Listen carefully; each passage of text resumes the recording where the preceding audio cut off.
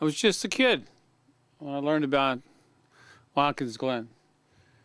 Yep, just a kid, but I tell you what, I had started to dream at that time. I definitely started to dream. Watkins Glen, this town up here in upstate New York. It's God, it goes way back in racing.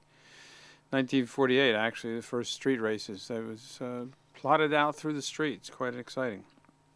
But then they finally built a road course because it was pretty serious to these people, and I like that. That was built in '56. So, geez, I still hadn't even thought about it or even learned about it. But anyway, they finally brought Formula One drivers in from Europe to race at the Glen. That was in '61.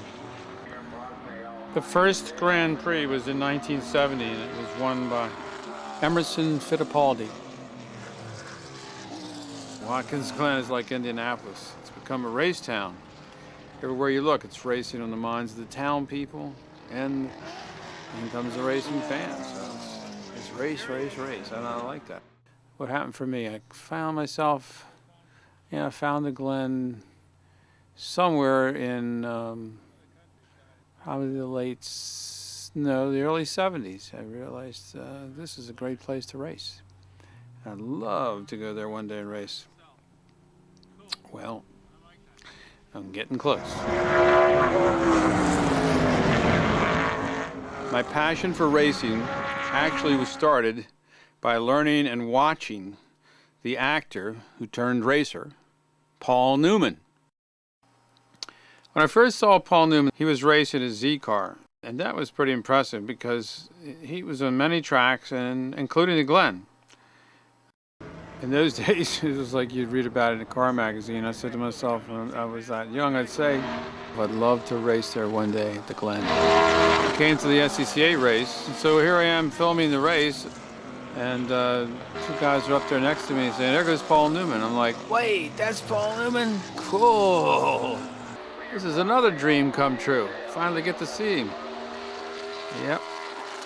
After all that time, here he is.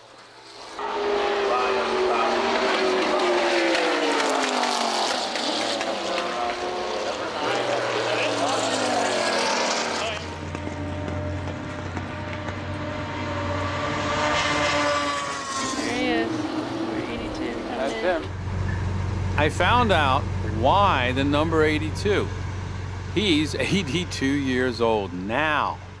I see in the local paper that Paul came in 4th place in his GT1 class Corvette. Now that got me thinking. If he can do it at 82, I believe I can conquer the Glen as well.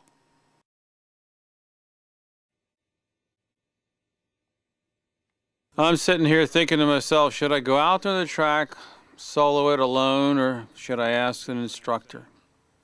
Do I have the course down in my head? Did I really get something out of the DVD I studied? Is it ingrained? Do I have the pattern? Can I follow it? Am I ready to apply my previous knowledge, my experience? Or am I just crazy enough to put my life on the line? I could overshoot a turn, or I could slide off at any turn, leaving me injured and certainly with a messed up car. I don't have time for that. I'm going to drive the best that I can. Yes, my sweetie. He's number 1 in my book.